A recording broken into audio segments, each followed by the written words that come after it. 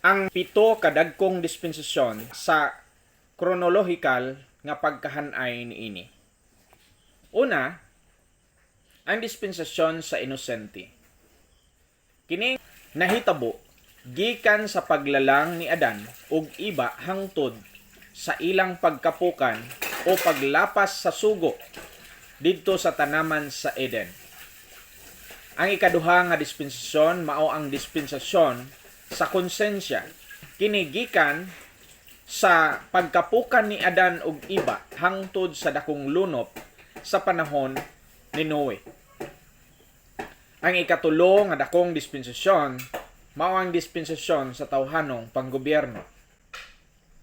Kini nahitabo sa panahon gikan sa paggawas ni Noe ug sa iyang pamilya sa arka hangtod sa pagkatibulaag sa mga tao. Ang ikaupat nga dispensasyon maong dispensasyon sa saad. Kini nahitabo gikan sa pagtawag sa Dios kang Abraham hangtod sa paggawas sa mga Israelita gikan sa Ehipto. Ang ikalima nga dispensasyon mao ang dispensasyon sa balaod. Kini nga hitabo gikan sa paghatag sa balaod ni Moses sa bukid sa Sinai hangtod sa kamatayon ug pagkabanhaw ni Ginoong Hesukristo. Ang ikaunom nga dispensasyon mao ang dispensasyon sa grasya sa Dios. Kinigikan sa pagkakabig ni Saulo didto sa Damasco hangtod sa pagkuha sa iglesia o ang rapture. Sa pagsugod adunay transition period. Kini mao ang panahon diin ang mensahe alang sa Israel uban ang mga ilhanan nagpadayon sa mubo nga panahon human sa cross.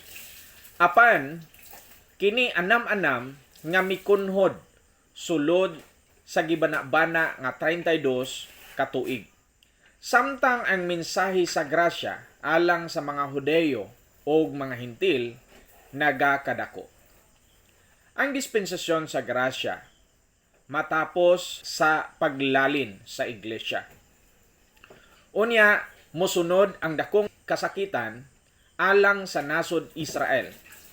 Ang ikapito nga dispensasyon o ang dispensasyon sa gingharian.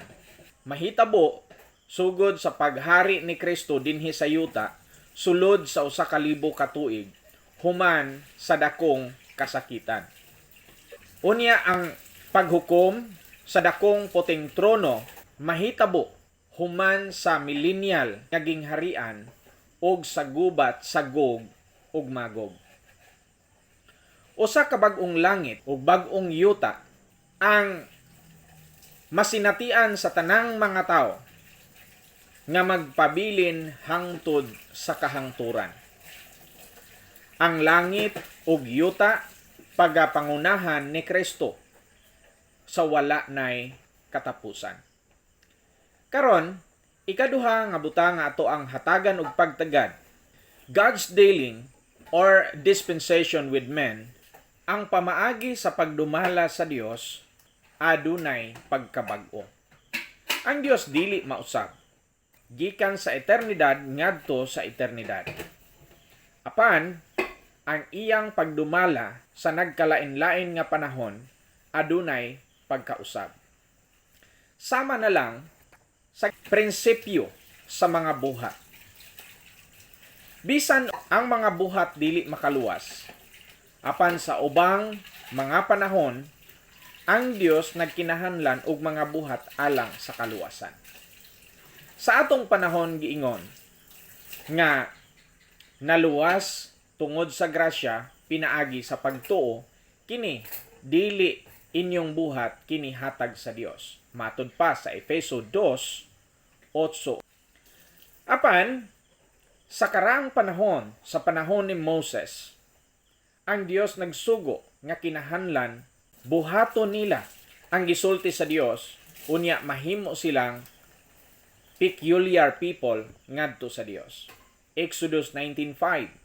Now therefore, if you will obey my voice indeed and keep my covenant, then ye shall be a peculiar treasure unto me above all people, for all the earth is mine. Apan atong hinumduman nga ang kaluwasan kanunay pinaagi sa merito ni Hesukristo. Mao lamang nga kini wala ipahibalo hangtod sa pipila ka panahon human sa iyang pagkayab sa langit. Example, si Noah, Hebrews 11:7. By faith Noah, being warned of God of things not seen as yet, moved with fear, prepared an ark to the saving of his house, by the which he condemned the world and become heir of the righteousness which is by faith. Naangkon ni Noah ang pagkamatarong pinaagi sa pagtuo. Si Abraham, Roma 4:3. For that saith the scripture, Abraham believed God, and it was counted unto him for righteousness. Mga igsoon ko sa Dios, sa nagkalain-lain nga panahon ug lain-lain nga dispensasyon, nagpabilin nga kanunayng pinaagi sa pagtuo ang pagkwenta sa Dios sa tao nga matarong. Ania ang mga pangutana nga mohatag nato giya kabahin sa pagtukod og arka. Unang pangutana, kinsa ang nagsulti? Ang tubag, ang Dios.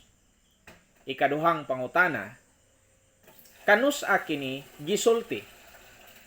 Ang tubag sa dispensasyon sa konsensya. Ikatulong pangutana, kang kinsa kini gisulti? Gisulti kini ngadto kang Noah. Ikaupat nga pangutana, alang kang kinsa kini gisulti? Ang tubag sa kaliwatan ni Noah. Ikalimang pangutana, kini ba obligasyon gihapon nato karon? Ang tubag, dili. Maigsoon ko sa Dios, ang prinsipyo sa Dios walay pagkausab. Kita karong panahon na naghatahod sa mga tawo nga adunay mga prinsipyo. Ang Dios usab adunay mga prinsipyo. Busa ang kaluwasan, parihas ra sa matag dispensasyon, diin ang mga tao giluwas pinasikad sa grasya, dugo, o pagtuo. Pananglitan. Giunsa pagluwas ang mga tao karon. Efeso 2:8-9, For by grace are ye saved through faith, and that not of yourselves, it is the gift of God. 9. Not of works, lest any man should boast. So giunsa pagluwas ang mga tao karon? Giluwas tungod sa grasya ug madawat pinaagi sa pagtuo. Giunsa pagluwas ang mga tao ilalom sa dispensasyon sa balaod. Roma 3:20. Therefore, by the deeds of the law, there shall no flesh be justified in his sight. For by the law is the knowledge of sin. So dili pinasikad sa balaod na luwas ang mga tao. Ang Biblia nagsulti nga giluwas sila pinaagi sa pagtuo. Ug ang ehemplo ni ana mabasa diha sa libro sa Roma sama ni David. Ikatulong pangutana, nakaluwas ba ang balaod moral sa mga tao? Ang Biblia nagsulti, therefore by the deeds of the law, there shall no flesh be justified in his sight, for by the law is the knowledge of sin. Ikaupat nga pangutana, nakaluwas ba ang balaod sa seremonyas kanila? Hebrews 11:4. Kay dili gayod mahimo nga ang dugo sa mga baka o sa mga kanding makapala sa mga sala. So dili makahatag og kaluwasan kadtong mga seremonyas balaod sa seremonyas nga gihimo sa nasod Israel. Nan, unsa man ang katuyuan sa paghatag sa Dios sa balaod? Galatia 3:19. It was added because of transgression. So gidugang lamang ang balaod tungod sa pagkamalapason sa tao aron kini ipaila sa tao hangtod nga moabot ang gisaad nga kaliwat ug kana mao si Hesukristo. Ang mga prinsipyo sa balaod wala na bag-o. Ang sugo nga dili ka magpatay. Sa panahon ni Cain, wala pa ang balaod. Sa panahon ni David, ana-ana ang balaod. Sa panahon sa grasya, wala kita mailalom sa balaod. Apan ang pagpatay adunay tumbas sa atubangan sa Dios tungod kay ang Dios hustisya man. Ang mga prinsipyo sa grasya wala usab magabag-o. Nagpabilin kining susama kaniadto karon og sa umaabot. Si Abraham nabuhi sa wala pa ang balaod. Pero ang gisulti sa Biblia, Romans 4:3, "For what saith the scripture? Abraham believed God, and it was counted unto him for righteousness." Ang pagtuo ni Abraham mao'y giisip nga pagkamatarong alang kaniya. Romans 4:6, si David nga nabuhi ilalom sa balaod. Even as David also describeth the blessedness of the man unto whom God imputed righteousness without works. Isulti sa balang kasulatan nga bisan si David giisip nga matarong dili gumikan sa iyahang mga buhat. Ikaw ug ako nabuhi ilalom sa dispensasyon sa grasya. Ang gisulti sa Biblia, "But to him that worketh not, but believeth on him that justifieth the ungodly, his faith is counted for righteousness." Ang pagtuo may giisip sa Dios nga atong pagkamatarong. Sa panahon ni Abraham, nga wala pang balaod, sa panahon ni David, ilalom sa balaod, o sa panahon nato, ilalom sa dispensasyon sa grasya. Mga igsoon ko sa Dios, ang mga prinsipyo o mga dispensasyon sa Dios wala magkasumpakiay. Mao lamang nga kinahanglan nato nga i-apply ang gisugo sa Dios nga pamaagi sa pagtuon sa Biblia. 2 Timothy chapter 2 verse 15, ang yabi sa pagtuon sa balaang kasulatan, "Study to show thyself approved unto God, a workman that needeth not to be ashamed, rightly dividing the word of truth."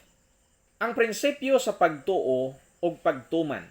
Sa dihang nagsugo ang Dios og sakripisyo unsa may buhaton sa pagtuo.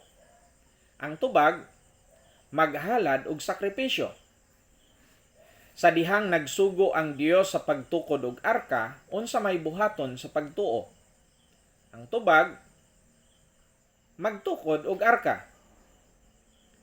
Ikatulo, sa dihang nagsugo ang Dios sa balaod, unsa may buhaton sa pagtuo.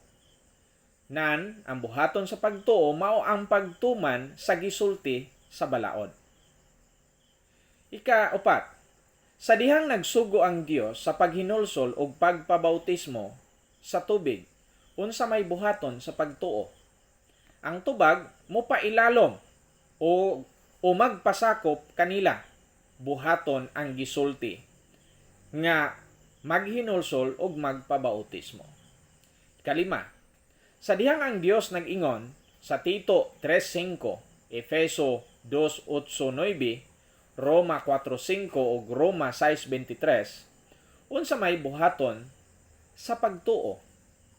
Ang tubag motuo kay ang pag-isip sa Dios nga matarong pinaagi man sa pagtuo. Mga igsoon ko sa Dios, sa pagkakaron din hilamang una tama ng atong nga pagtuon, dalaygon ang Dios og maayong adlaw kaninyong tanan.